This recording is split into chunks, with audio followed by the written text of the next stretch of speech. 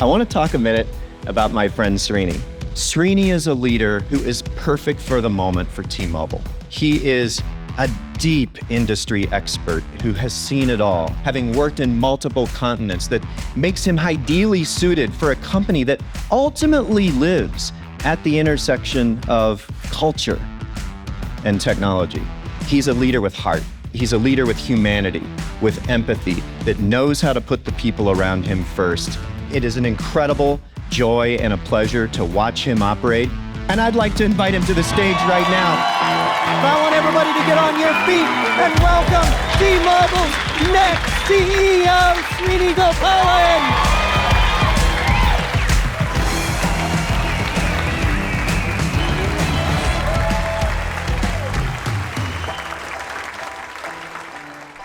That is so not beer. Okay. I really thought finally at one of these Sidekicks they'd bring me beer, but no. Srini, welcome to Sidekicks Conversations, the final episode. I would congratulate you, but I'm gonna go another direction. I'm just gonna say thank you. Thank you at this moment for agreeing to be our leader. And I guess one of the things people might be curious about is, other than my convincingness and charm, why did you say yes? So thank you, Mike. That was the nice softball question to kick this off. There's an English phrase, it's bleeding obvious. When you get asked whether you want to run the world's most admired telco, when you get asked whether you want to lead a team like this, there's no way you're going to say no. The only thing that gave me any pause at all was kind of whether my family would move at the same point in time. But look, I feel like I've spent most of my life preparing to do this job. And I'm delighted that the day has come when I will do it. So thank you for asking me. I love it. All right. So let's go to one that's like slightly less softball, but it's real. And I think it's on a lot of people's minds, which is the uncarrier. Are we still the uncarrier? And by the way, before you answer, I don't think they're asking this because you're taking over. I think this is a question going around our company and has been all year. Like, are we still the uncarrier? What's going on with this company? You know, what do we really stand for? And I think now with you taking over, it's a more important question than ever. The uncarrier is just something incredibly special. It's the reason all of us come into work. It's this sense of energy. It's the sense of possibility. It's the desire to make a dent in the universe. And that's something deep. I mean, it's everything from putting the customer first, smashing customer pain points, thinking about what is going to change to make the industry work better for customers. But it's also a deep sense of empathy for people and our customers. There's a story for me that captures my sense of the uncarrier even more than all the numbers and the market cap and the rest of it, because so much of the uncarrier for me is about empathy.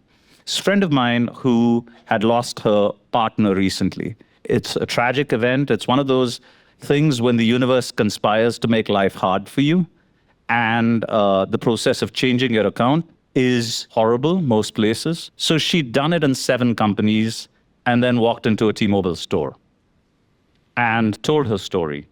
And the first thing the store manager did was sat her down and said, "Can I get you a cup of coffee? How are you doing, given everything you're going through?" And she literally broke down because it was the first time somebody had treated her as a human being first. To me, that story just gets at the heart of what we're about as a company. It's not just all of the numbers. It's this deep sense of empathy for what our customers are going through. It makes me so proud to hear that. And you can multiply it by 10,000. It happens every minute of every day outside of our view. She did that when no one was looking. And I love it. The uncarrier is like that. I feel like one of the core tenets of it that we were able to crack the code on at the very beginning was, if you just courageously take a risk and invest in customers, in customer love, in customer success, but invest boldly, they'll invest right back in us in the form of loyalty and word of mouth and deepening their relationship with us and trust. You know, the uncarrier being born. One of the things when I came to the company, one of the things I quickly realized was all the good ideas were already here. I mean, I didn't come up with them, but they were just waiting for somebody to empower people to take that risk that I just described.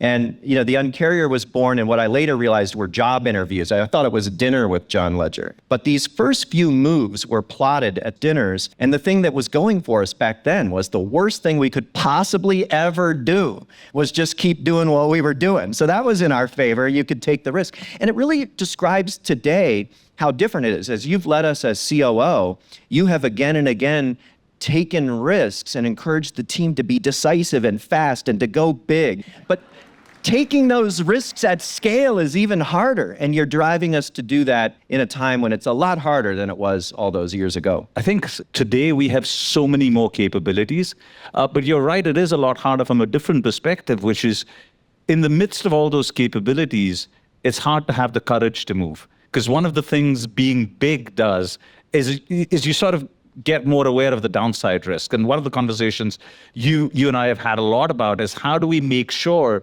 that we continue having courage, which is independent of our size. Well, let's talk about that then, because I want to talk about your leadership style. But a lot of people are wondering at this CEO level, what kind of leader are you going to be? What's important? What should we look to you to be like? How do we be successful engaging with you?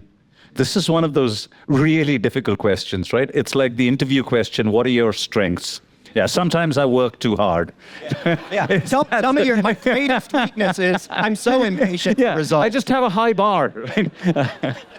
It's one of those I find really hard to answer. Well, because it just gets so cliched, right? So one of the biggest ones for me is leadership is not about being the smartest person in the room. It's about having the smartest people in the room and letting their voice be heard. I learned that young because I grew up with 3 elder sisters, right? So, but this is not about my childhood trauma, right? Yeah, it is. Come on, spill. Yeah, we could spend a while.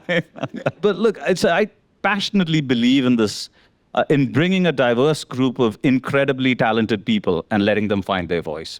I just find we make better decisions and we're better human beings as a result of that. I think the other piece for me, and this fascinates me, is just the difference between the real business and the pretend business. To me, the pretend business exists in PowerPoint.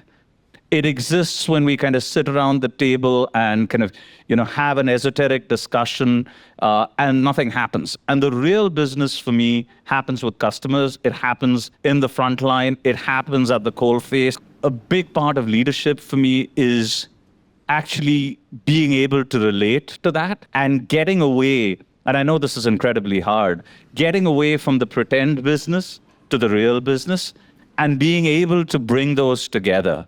I could talk about this for a long, long while. But I'm going to ask you a different question, right? Enough about me for all the time we have, everybody. I'm going to switch gears for a minute, Mike. How are you doing? How are you feeling? I'm doing great. I mean, I'll probably be doing better when I can finally change that auto reply on my email.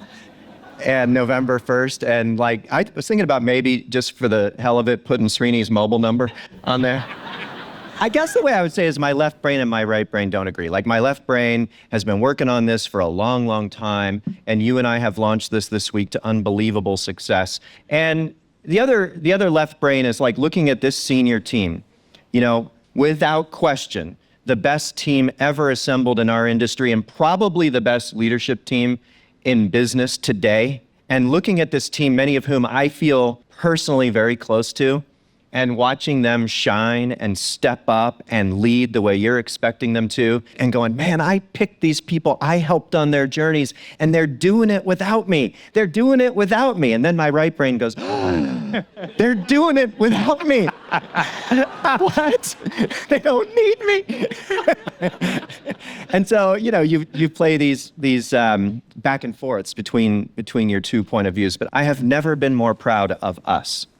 And do you have a moment when you suddenly started having the belief that this could work in the darkest uncarrier days? Was there a moment when you looked at it and go, yeah, this could actually work? We could create something here. Absolutely, and half of this front row will remember it. We would have our weekly operating meetings in the first floor, and we'd look at the numbers. And I mean, they were rough. They were rough for a minute. They were inching in early 13 towards port positive, winning the switching decisions. And I remember telling myself, when we tip over 1.0, we're really going to know. One day, I forget when it happened, we tipped over 1.0 on the overall average port ratio of T-Mobile. T-Mobile became a net switching winner. And we broke out the champagne and told ourselves we were really onto something. This was right after Uncarrier 1, where you don't know, is this a big PR moment where you declare the end of contracts and take on the duopoly and change the wrongs created by them, and you do a big press event and you run advertising, unleashing the Uncarrier and all this, and the numbers pop. And you go, okay, the numbers popped. The next day, the sales were great.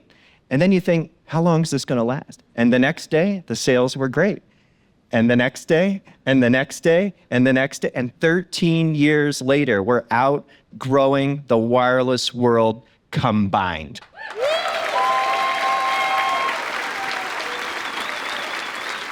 Might have time for one last one, Mike, from you. Words of advice. What do you think we should always remember? Well, we won't stop. The uncarrier ethos that drives us. It's one of our values. We always say our values start with love our customers and end with we won't stop. That attitude, that idea of never being satisfied, of being insatiable, of being hungry, of being striving, and having all of these sensations for the love of customers, and being willing to lead with empathy and pick each other up when it's hard so we can charge against the problems and make it right for customers. That idea, that striving nature is a result of individual choices every one of us makes. And as long as we keep making that choice every day, I'm here to tell you, as my last words to you as CEO, we are unstoppable. Woo!